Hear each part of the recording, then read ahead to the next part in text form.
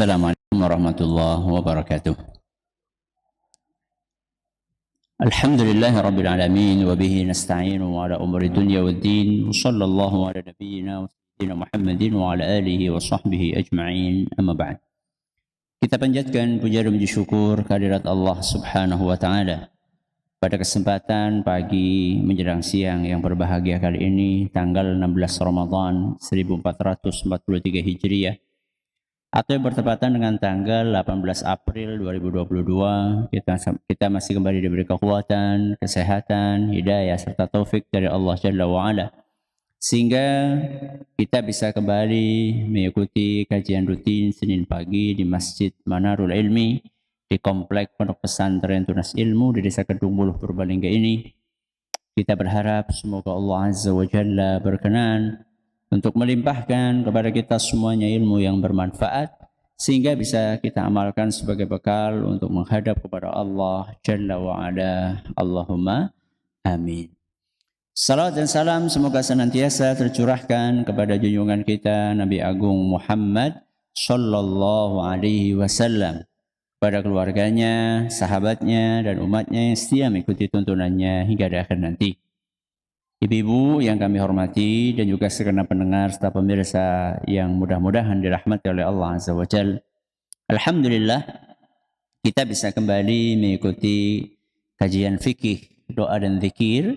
Kali ini kita memasuki silsilah nomor 186, masih mengangkat tema zikir dan doa sebelum tidur. Kali ini bagian yang kelima. Di antara bacaan yang dianjurkan oleh Nabi kita Sallallahu Alaihi Wasallam untuk kita ucapkan, untuk kita baca sebelum tidur adalah sebuah surat dalam Al-Quran, yaitu surat Az-Zumar. Surat apa, Bu? Az-Zumar. Surat Az-Zumar ini kalau kita lihat di daftar isi mushaf Al-Quran, maka ini adalah surat nomor 39. Ya, nomor 39. Ada di juz 23. Ayatnya pinten, Bu? 75 ayat. Berapa halaman itu, Ustaz? Ya, sekitar 9 halaman. Banyak apa sedikit? Banyak apa sedikit? Nah, sama ngerumpinya banyak mana? Sama nonton TV-nya banyak mana? Sama mainan HP-nya banyak mana? Giliran ngomongin HP kurang, giliran Quran kebanyakan. Jadi ini adalah salah satu surat yang dianjurkan untuk dibaca sebelum tidur kita. Dalam hadis yang diriwayatkan oleh Imam Tirmidzi dan dinilai sahih oleh Imam Ibnu Huzaimah dan Syekh Al-Albani, Ummul Mukminin, ibunda kita yang mulia Aisyah radhiyallahu anha menuturkan, "Kana Nabi sallallahu alaihi wasallam la yanamu hatta yaqra'a Bani Israil wa Zumar." Nabi sallallahu alaihi wasallam, kata Aisyah, tidak tidur malam hingga membaca Bani Israil. Bani Israil maksudnya adalah surat Al-Isra dan surat Az-Zumar. Surat apa, Bu? Az-Zumar. Ya, kalau surat Al-Isra sudah kita bahas pada beberapa pertemuan sebelumnya. Sehingga hari ini kita hanya akan membahas tentang surat Az-Zumar.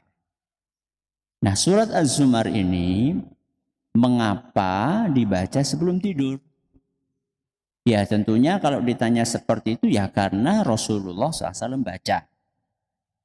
Itu jawaban yang paling utama. Tapi apa sebenarnya pesan ya yang ingin disampaikan di dalam surat yang mulia ini? Kenapa tiap malam kita disuruh untuk baca? Jadi ada pesan utama yang ingin disampaikan dalam surat ini. Nanti kita akan bahas secara sedikit rinci. Tapi secara global, pesan utamanya adalah kita orang yang beriman harus berbeda dengan orang kafir. Kita orang yang beriman harus apa, Bu? berbeda dengan orang kafir yang tidak beriman. Itu kalau misalnya kita telusuri ayat-ayat yang ada di dalamnya berikut dengan kandungan-kandungannya, kita akan temukan salah satu pesan utamanya yaitu.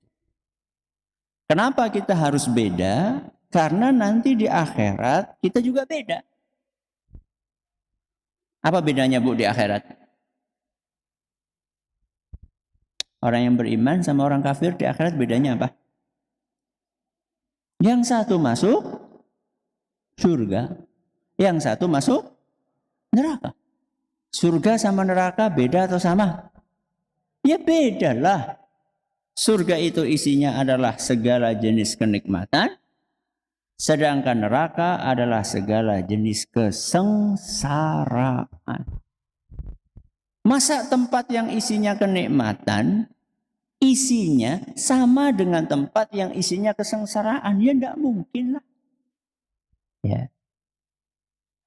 Kalau kita ingin mendapatkan negeri keabadian yang isinya adalah kenikmatan, yaitu surga, maka kita harus punya perilaku yang berbeda dengan penduduk negeri kesengsaraan, yaitu neraka.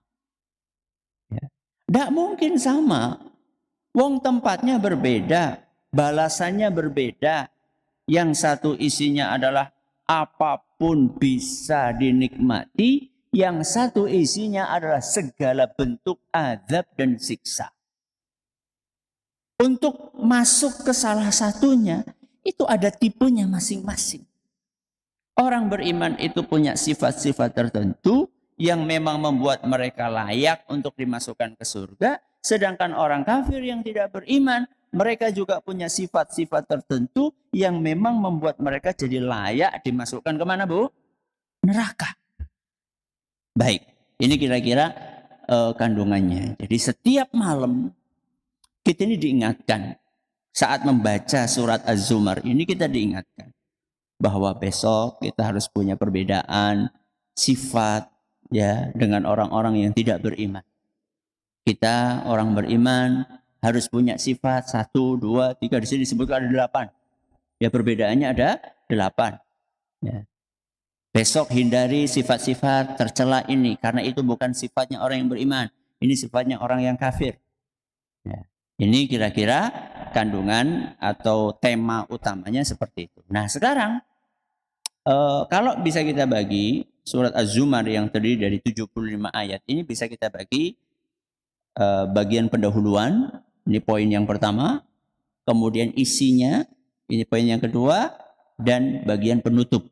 Nah, jadi surat ini kalau boleh kita bagi-bagi secara global, ada pembukaan, ada isi, ada penutup. Ya. Pembukanya itu ayat 1 sampai 7. Berarti berapa ayat? 7 ayat. Isinya ayat 8 sampai 66. Pinten? 8 sampai 66. Berapa itu? Ya tinggal 66 dikurangi 7, pinten? 50 berapa? 66 dikurangi 7, 59 ayat. Betul ya? Iya betul lah. 66 dikurangi 7. Ya.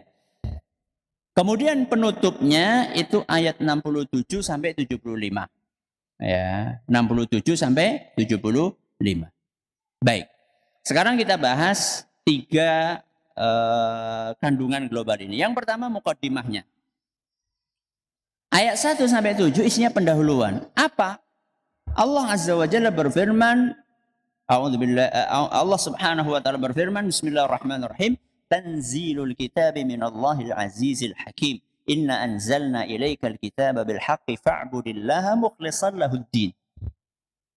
Jadi surat Az-Zumar ini dibuka dengan Allah Subhanahu wa taala menjelaskan tentang karunia agung yang Allah turunkan kepada Nabi kita Muhammad sallallahu alaihi wasallam, dan karunia tersebutlah mukjizat terbesar sepanjang zaman. Apa itu? Al-Quran. Jadi panjenengan lebih bangga mendapatkan mukjizat Al-Quran apa tongkatnya Nabi Musa? Ya, kalau tongkatnya Nabi Musa bisa membelah apa? Laut. Nek Quran membelah apa? Membelah hati. Ya. Jenengan milih mana? Lebih bangga mana? Mukjizatnya Kanjeng Nabi Muhammad SAW atau mukjizatnya Nabi Musa? Ya Nabi Muhammad SAW. Saya kasih contoh ya, kenapa kita harus bangga dengan Al-Quran. Karena Al-Quran itu dijamin oleh Allah akan ada sampai hari kiamat. Mukjizat ini akan bertahan sampai hari kiamat. Kalau tongkatnya Nabi Musa, kasih wonten, jajal di tongkatnya, ya, ndak ada. Walaupun ada orang ngaku-ngaku ini tongkatnya Nabi Musa, jajal digebukakan menggelombang, rasa mengendi, laut gelombang, ya, nggak ada perubahan apa-apa. Ya. Jadi ini adalah mukaddimahnya surat Az-Zumar. Di situ Allah menyebutkan karunia berupa Al-Quran yang diturunkan kepada Nabi Muhammad Sallallahu Alaihi Wasallam. Berikut intinya Al-Quran apa? Fa'budillaha mukhlishan lahuddin. Intinya Al-Quran adalah tauhid. Kenapa Bu? Tauhid. Itu intinya Al-Quran. Yaitu beribadah hanya kepada Allah Subhanahu wa Ta'ala. Dan juga ajaran-ajaran kebajikan yang lainnya. Tapi sayangnya sedemikian istimewanya kandungan Al-Quran, ternyata justru orang-orang musyrik menerima atau menolak Al-Quran. Orang-orang musyrikin Quraisy menerima atau menolak Al-Quran? Menolak Al-Quran. Sampai di zaman ini. Belum lama ada politisi dari negara kafir sengaja ngambil Al-Quran, membakar Al-Quran. Sengaja. Ya. Saking dengkinya, saking hasadnya, saking bencinya terhadap Al-Quran. Na'udzubillahi min dzalik. Nah, ini mukaddimah. Sekarang kita pindah ke isi utamanya. Apa isi utamanya? Seperti yang saya sampaikan tadi di awal, isi utamanya adalah menjelaskan perbedaan antara orang yang beriman dengan orang kafir. Apa perbedaannya? Dijabarkan dalam 8 poin. Ya, saya nggak akan panjang-panjang, kita baca aja atau kita sampaikan aja secara ringkas. Yang pertama perbedaannya, orang kafir itu jauh dari ilmu agama. Sedangkan orang yang beriman itu rajin mendalami ilmu agama. Itu perbedaan yang pertama. Jenengan pengen yang rajin, nopo yang malas? Yang rajin. Ya, yang rajin. Kenapa demikian? Karena kalau orang rajin belajar ilmu agama, insya Allah akan lebih mudah untuk tekun beribadah. Orang yang rajin untuk belajar ilmu agama, orang yang rungon-rungone, orang yang suara yang sering didengar di telinganya adalah ilmu-ilmu agama, pengajian, taklim, ayat-ayat Al-Quran, hadis-hadis Nabi SAW, itu hatinya lebih mudah untuk dipacu beribadah kepada Allah. Sebaliknya, kalau orang jauh dari ilmu agama, dia akan mudah mengingkari nikmat-nikmat Allah Subhanahu wa Ta'ala. Dan itulah sifatnya orang kafir. Maka setiap malam kita membaca surat Az-Zumar, hasil yang akan ditimbulkan adalah ayo rajin belajar agama, ngaji. Nah Ustaz, ini kan pengajian terakhir Ustaz. Gini betul Bu? Iya, ini pengajian terakhir. Ya, terakhir di tahun ini. Ya, terakhir di tahun ini. Wah, nanti kalau pengajian Senin pagi ini libur Ustaz, terus kita ngaji di mana? Loh, sarana ngaji kan sekarang banyak. Teng pundi, Bu? Teng radio. Teng radio wonten, teng TV wonten. Ya, di internet juga ada. Jadi jangan kita menyerah dengan keadaan. Ya. Masih banyak alternatif sarana yang Allah sediakan bagi kita untuk belajar agama. Nah, ini perbedaan yang pertama.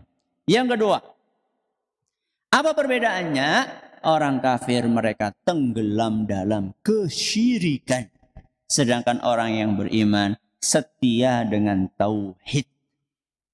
Itu beda. Perbedaan yang kedua, orang kafir itu melakukan syirik. Orang iman itu punya prinsip tauhid. Jadi tauhid niku lawane napa? Syirik.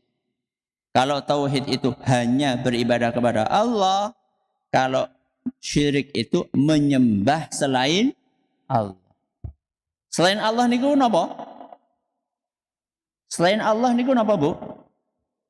Ya semuanya. Namanya selain Allah ya batu. Yang nyembah batu ada enggak? Ada. Apalagi? Tanah. Yang nyembah tanah ada enggak? Ada. Wah, ini tanah keramat. Ya. Ini harus dijaga. Kemudian bisa mendatangkan berkah. Ya. Apalagi?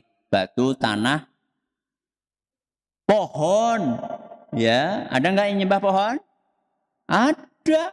Coba jangan perhatikan beberapa pohon-pohon yang besar-besar. Ya. Setiap malam saya nggak tahu malam apa nggak. Ya, bok malam kepada tekanganah. Nah, setiap malam di bawah pohon itu ada apanya? Ada sesajinya. Itu nyembah napa? Pohon. Batu, tanah, pohon, apa lagi? Air. Ya, ada nggak yang nyembah air? Ada. Ya. Sendang yang katanya keramat. Ya. Mata air yang katanya keramat. Dia tembus nanti Mekah. Allahu Akbar. Priwe ya? Ya pipane sih pirang kilo ya. Dia metu ke Zam-Zam kang kene. Wah, medeni temen Zam-Zam kutul Indonesia lewat pipa. Ya. Apalagi ya? Tikus. Astagfirullah. Tikus? Ada orang nyembah tikus? Oh, jenengan baru dengar ya? Ada, Bu, di daerah India. Di daerah India ada kuil. Kalau mau masuk ke kuil itu harus lepas sandal, lepas sepatu. Isinya nopo? Tikus ratusan ribu. Jadi jenengan ke situ bawa makanan, kemudian disajikan kepada Tuhan tikus. Kalau ada tikus yang mati di situ, nggak ada yang berani mindah. Tuhannya mati.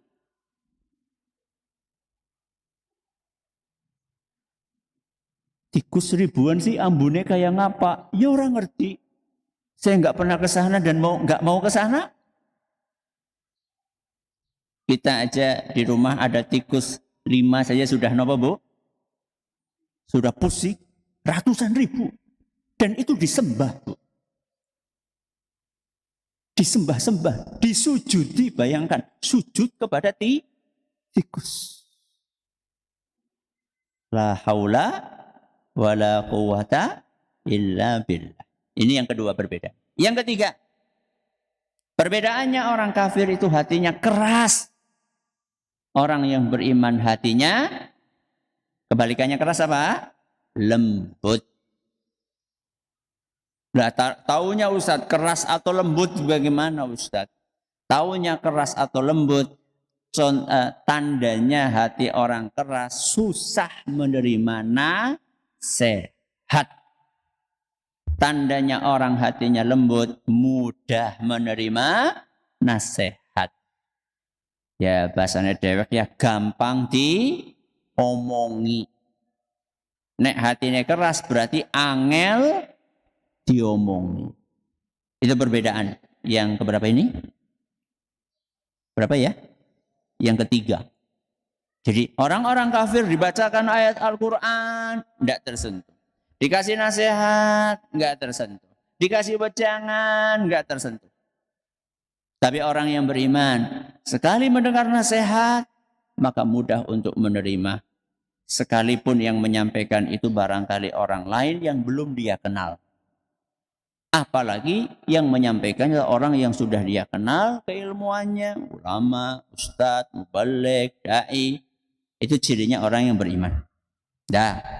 Yang keempat, apa perbedaannya? Kalau orang yang kafir itu mereka gagal fokus dalam beribadah. Kalau orang yang beriman itu fokus dalam beribadah. Kenapa yang orang beriman fokus, yang ini gagal fokus? Karena orang yang beriman yang disembah cuma satu. Sinten?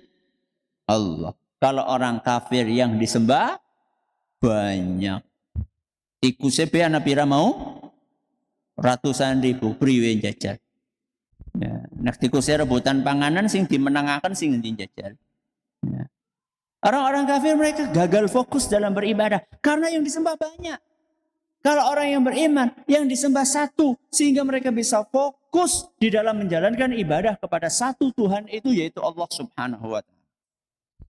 Maka bapak-bapak, ibu-ibu, para hadirin, para hadirat, para pendengar, para pemirsa, latihan fokus. Ya. Jadi kalau sholat, fokus kepada siapa mintanya? Allah. Jangan sampai kita di lisan kita mengucapkan iyyaka na'budu wa iyyaka nasta'in. Hanya kepadamu kami beribadah, hanya kepadamu kami minta pertolongan. Ini kan yang ada di lisan, fokus. Tapi hatinya kemana-mana. Itu berarti nggak sesuai antara lisan dengan apa? Hati. Dah. Yang kelima, apa perbedaannya? Yang kelima, orang kafir itu terbiasa mendustakan kebenaran. Menolak kebenaran. Kalau orang yang beriman berupaya untuk selalu menerima kebenaran. Jadi kalau orang beriman dapat nasihat, dikasih tahu, Bu, niki mboten leres. Ini enggak sesuai dengan Al-Quran, dengan hadis Nabi SAW. Orang yang beriman jawabannya, sami'na wa ata'na. Nggih, kula manut, mboten kakean ngeles. Orang yang beriman cirinya seperti itu. Ya. Dapat nasihat, ya. Disampaikan ayat Al-Quran, hadis Nabi SAW, langsung diterima. Apalagi hadisnya sahih. Ya. Maka diterima. Kenapa? Karena itu kebenaran dari Allah Subhanahu wa taala. Kalau orang kafir enggak. Mereka terbiasa menolak, dibawakan ayat Al-Quran ditolak. Katanya enggak sesuai dengan budaya yang ada di sini. Oh, ini enggak sesuai dengan warisan nenek moyang. Ini enggak sesuai dengan logika saya. Masya Allah. Itu adalah orang yang tidak beriman. Yang keenam, apa perbedaannya? Kalau orang kafir itu nyari bantuan dari selain Allah, kalau orang yang beriman minta bantuannya dari siapa? Allah. Kenapa orang yang beriman minta bantuannya kepada Allah? Karena yang punya alam semesta ini ya cuma sinten? Allah. Yang mengendalikan alam semesta ini ya cuma Allah. Makanya orang yang beriman minta pertolongan, minta bantuan, minta syafaat. Itu hanya kepada Allah.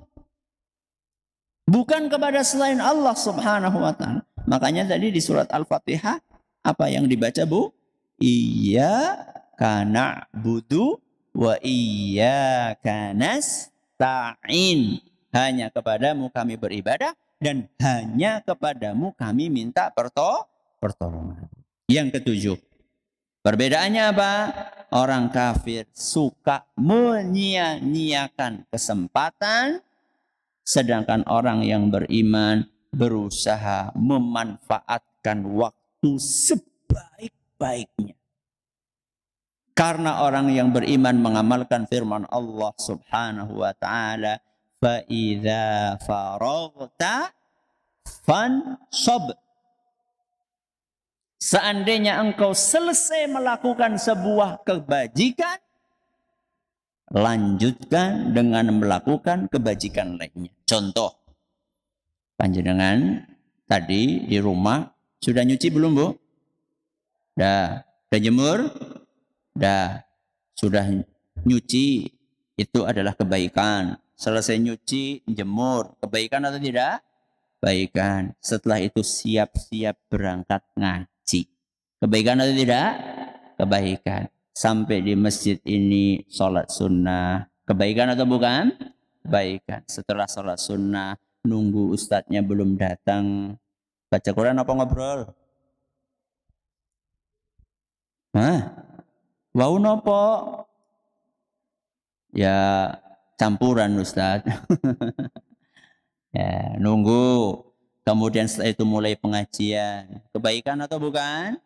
Kebaikan. Setelah ini jenengan pulang, selesai jam 11, di jalan, sampai ke rumah, berzikir, mengingat Allah, itu juga kebaikan. Gak lama kemudian nanti ada zuhur, kebaikan. Sholat zuhur. Setelah sholat zuhur, baca Al-Quran, kebaikan. Orang yang beriman itu berusaha memanfaatkan waktu sebaik mungkin. Kalau orang kafir, enggak. Kalau orang kafir sukanya membuang-buang waktu. Sehingga nanti di hari kiamat mereka akan sangat menyesal. Menyesal pol. Ya. Karena tidak memanfaatkan waktu yang telah Allah berikan kepada mereka. Yang kedelapan, yang terakhir, perbedaannya adalah orang kafir itu identik dengan kejahilan, sedangkan orang yang beriman identik dengan kecerdasan.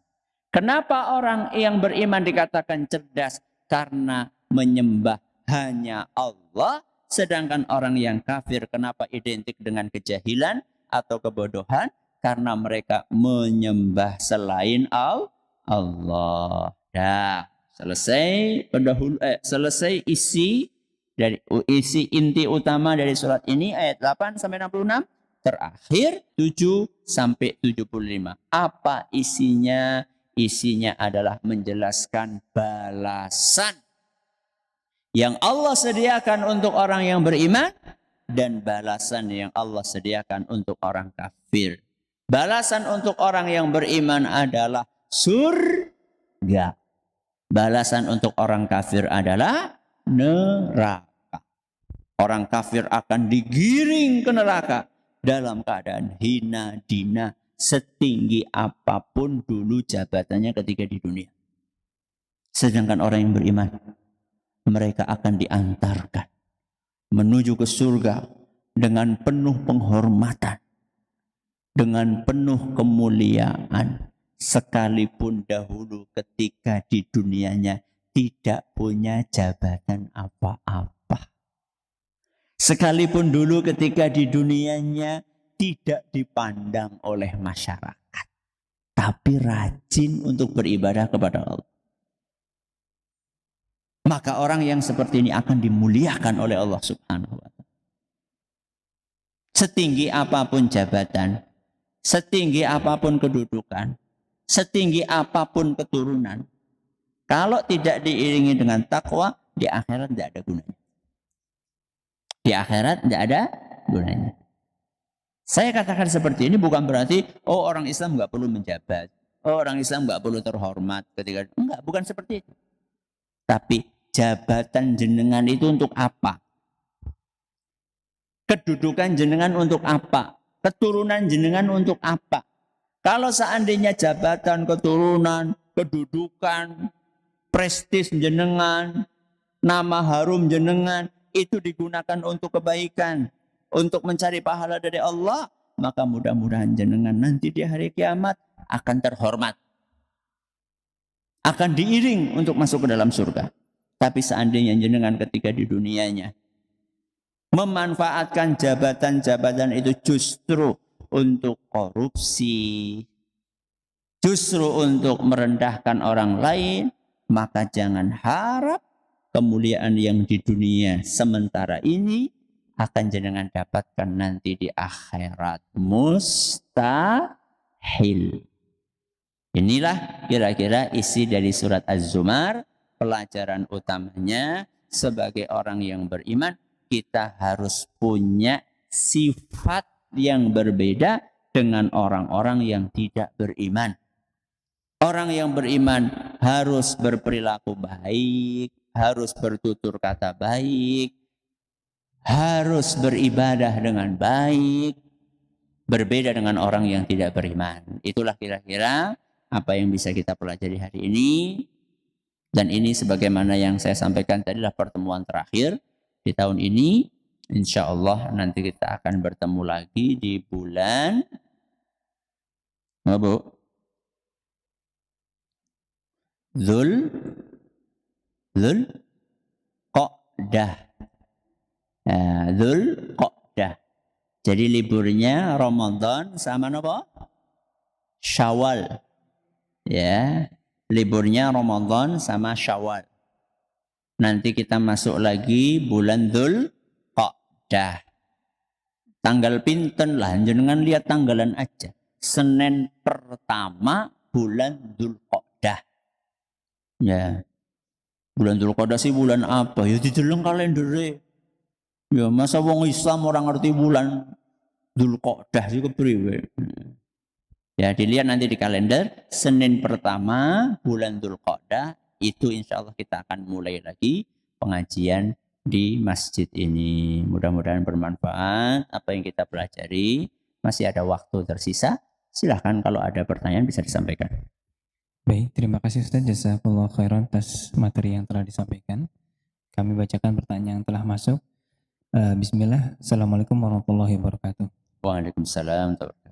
Ustadz mohon nasihatnya, kebiasaan jika hari pertama hari raya Idul Fitri, Ana sebagai istri mengikuti suami berkumpul dengan keluarga mertua Ana. Sementara ibu Ana tidak ridho jika terus-menerus begitu dan inginnya lebaran pertama sesekali bergantian di rumah orang tua Ana. Berdosakah Ana membuat ibu Ana sedih karena mengikuti suami yang ingin birrul walidain kepada orang tuanya? Jazakallahu khairan Ustaz. Kalau pertanyaannya berdosa atau tidak, mudah-mudahan tidak berdosa karena apa yang Anda lakukan tidak melanggar aturan agama. Ya. Yang Anda lakukan tidak melanggar aturan agama. Tapi coba Anda melobi suami. Ya, coba melobi suami. Kami pun juga demikian. Ya, saya dan istri juga demikian. Jadi bagi-bagi, ada saatnya ke keluarga suami, ada saatnya ke keluarga siapa? Istri.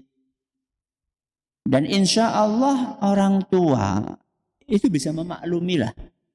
Ya, misalnya Anda pelan-pelan bilang kepada suami supaya sesekali ke tempatnya orang tua Anda alias mertuanya suami di hari pertama bulan Syawal, Anda sampaikan seperti itu sekali-kali. Ya, nggak mesti harus tahun ini di sana, tahun ini di sini, nggak harus. Misalnya karena Anda sebagai istri harus mengikuti suami, sebagai suaminya baik misalnya, maka bisa aja di sana 3 tahun, di sini setahun, tidak ada masalah. Ya. Ini yang pertama. Yang kedua, Anda juga berusaha untuk ngedem-ngedemi. Ngedem-ngedemi itu mendinginkan. Mendinginkan suasana keluarga orang tua jenengan. Ya. Keluarga, suasana hati keluarga orang tua jenengan. Ya, sampaikan kepada ibu atau bapak kalau masih ada, sampaikan. Mohon maaf ibu, ini untuk dalam rangka untuk menjaga keutuhan rumah tangga, tapi insya Allah saya juga tetap berusaha untuk melobi suami ya supaya berkenan untuk gantian. Dan sekarang kan walaupun mungkin nggak bisa bertatap muka langsung kan masih banyak sarana ya, bisa video call ya. Ini adalah kemudahan yang Allah berikan buat kita. Jadi intinya kalau memang itu tidak melanggar agama, insya Allah tidak berdosa. Nah, cuman Anda berupaya untuk melobi suami. kemudian mendinginkan suasana orang tua Anda. Sambil memanfaatkan teknologi yang Allah limpahkan atau karuniakan kepada kita, bentuk video call atau yang semisal dengan itu. Ya, silakan. Baik, terima kasih jazakallah khairan atas jawabannya.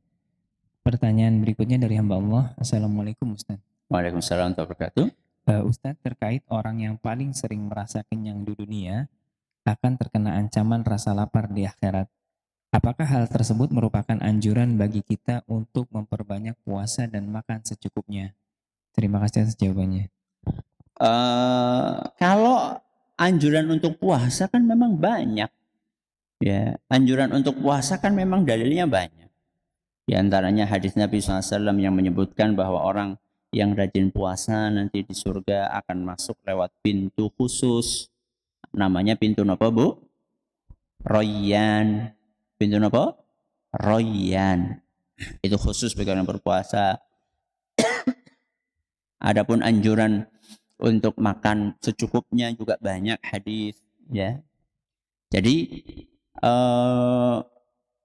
anjuran untuk lapar itu bukan berarti kita tidak boleh menikmati makanan yang ada di hadapan kita kalau kita suka. Tidak apa-apa, yang penting tidak berlebihan. Kata Rasul SAW, yakfil ibni Adam luqaimatun yukimna sulbahu. Anak Adam itu sebenarnya cukup makan beberapa suap saja, yang penting bisa membuat tulang punggungnya itu tegak. Jadi kalau orang makan berlebihan malah nggak tegak. Kalau tegak malah sakit, akhirnya bungkuk. Nah, kemudian Nabi SAW mengatakan, wa in kana la mahalah, kalau memang dia pengin lebih dari beberapa suap, maka kata Nabi SAW, fasulusun li ta'amihi wa sulusun li syarabihi wa sulusun li nafasihi. Maka tetap berupaya ada sepertiga bagian dalam perut untuk makanan, sepertiga bagian perut untuk minuman, dan sepertiga bagian perut untuk bernafas. Jadi tetap proporsional. Jadi kalaupun kita pengen kenyang, itu jangan kenyang berlebihan. Ya. Karena kalau kenyang berlebihan nanti juga susah bernafas. Ya. Tetap harus disisakan sepertiga untuk nafas. Ya. Kalau enggak nanti susah bernafas. Wong antop metune bakso. Ya, itu artinya perutnya sudah kepenuhan. Harusnya kan kalau antop bersendawa keluarnya apa? Udara. Ini antop metune upak. Ya. Antop keluarnya nasi, bersendawa itu artinya sudah berlebih. Nah, ini yang paling susah itu kalau Idul Fitri. Aduh, ya. Maka bisa Anda siasati ya. Kalau memang Anda mau keliling, biasanya kan keliling tuh, setiap berhenti suruh makan. Anda kan ya kira-kira di rumah nggak usah makan banyak-banyak, ya, atau makan dikit aja, atau malah nggak makan, ya, jebule orang disuguh apa-apa. Nunggu balik gondok ya Bung ya. Ya. Ya intinya nggak usah berlebihan lah. Jadi disiasati, di sini makan dikit, sana makan dikit. Jadi nggak berlebihan banget gitu. Jangan sampai kita kalah dengan dorongan nafsu kita. Ya, silakan. Baik, terima kasih jazakallah khairan atas jawabannya. Pertanyaan berikutnya datang dari Ramadan di Kalimantan Tengah. Assalamualaikum Ustaz. Waalaikumsalam warahmatullahi wabarakatuh. Ustaz, mana yang lebih afdol dalam Islam? Apakah miskin bersabar ataukah kaya bersyukur? Silakan Ustaz. Mana yang lebih afdol antara miskin sabar sama kaya bersyukur? Yang paling afdol kata Syekhul Islam Ibnu Taimiyah rahimahullah adalah yang lebih bertakwa. Yang lebih bertakwa. Mana yang lebih banyak sholatnya, mana yang lebih banyak ibadahnya, mana yang lebih sering meninggalkan maksiat dari dua orang itu. Jadi kalau ditanya mana yang lebih tinggi levelnya, orang miskin yang sabar apa orang kaya yang syukur, ya kita lihat mana yang lebih tekun ibadahnya, mana yang lebih menghindari dosa? Mana yang lebih sering meninggalkan maksiat? Ya, itu yang nanti lebih tinggi. Jadi bukan orang kayanya atau bukan orang miskinnya, tapi nanti ditimbang ketakwaannya mana yang lebih maksimal dan lebih sempurna. Nah, Baik, terima kasih. Kami bacakan pertanyaan berikutnya. Assalamualaikum Ustadz. Waalaikumsalam warahmatullahi wabarakatuh. Ustadz, bagaimana kedudukan berbakti kepada mertua karena orang tua sudah tidak ada? Jazakallah khair. Cara berbakti ya. Kedudukan berbakti kepada mertua karena Mertua. iya, Oh, karena orang tua sudah tidak ada. ya itu termasuk kebajikan. Ya, kepada mertua berbakti atau berbuat baik itu termasuk kebajikan. Ya. Walaupun kalau ditanya apakah levelnya seperti orang tua, ya jelas tidak. Tapi bukan berarti kita nggak berbuat baik kepada mertua. Karena cukuplah jasa mertua menyediakan pasangan Anda. Ya, menyediakan pasangan Anda sudah cukup. Jadi kalau misalnya Anda sudah nggak punya orang tua, ada mertua, berbuat baik semaksimal mungkin kepada mertua Anda. Karena dengan jasa mertua Anda punya istri atau punya suami Anda sekarang. Ya. Dan ketika menantu ini baik sama mertua, insya Allah nanti mertuanya pun juga akan demikian. Sekarang kan banyak mengeluh antara menantu dengan mertua, tidak pernah nopo bu, tidak pernah akur. Ketika ditanya kenapa enggak akur, mertua senengnya masakannya duduh, mantune senengnya masakannya garing. Ya, ya wis garing gawe sing nyemek kenapa? Bingung temen. Ya. Atau bikin dua, ada yang berkuah, ada yang kering. Itu masalah-masalah yang nuwun sewu nggih, kalau menurut saya itu sebenarnya bukan prinsip banget lah. Ya, bukan masalah prinsip banget. Ya. Yang satu seneng pedes, yang satu nggak seneng pedes. Ya udah, tinggal bikin sambel. Jangan sayurnya yang dibikin pedes, sayurnya dibikin normal. Yang pengen pedes disediain apa? Sambal. Mboten sempat Ustaz ndamel sambal, yes lombok, sediani lombok nang kono. Ya. Jadi masalah-masalah yang sebenarnya itu mudah diselesaikan. Tapi ono angel digawe dewek, susah dibikin sendiri. Ya. Tapi kalau misalnya menantu ini berusaha untuk berbuat baik sama orang mertuanya sebagai bentuk balas jasa, terima kasih atas kebaikan orang tua mendidik pasangannya, ya, pasangan dari Anda, ya, entah itu istri Anda atau suami Anda, insya Allah mertua akan baik kepada Anda. Nah, pengajian terakhir ini saya minta maaf kepada jamaah sekalian, barangkali ketika saya ngisi pengajian selama ini ada kata-kata yang mungkin menyinggung perasaan jenengan. Dendam napa mboten, Bu? Alhamdulillah. Ya, langsung ngamal gitu nggih. Mudah-mudahan apa yang kita pelajari bermanfaat untuk kita semuanya. Terima kasih atas perhatiannya, atas segala kurangannya. Kita akhiri dengan doa kafaratul majelis. Subhanakallahumma wa bihamdika asyhadu an la ilaha illa anta astaghfiruka wa atubu ilaik. Assalamualaikum warahmatullahi wabarakatuh.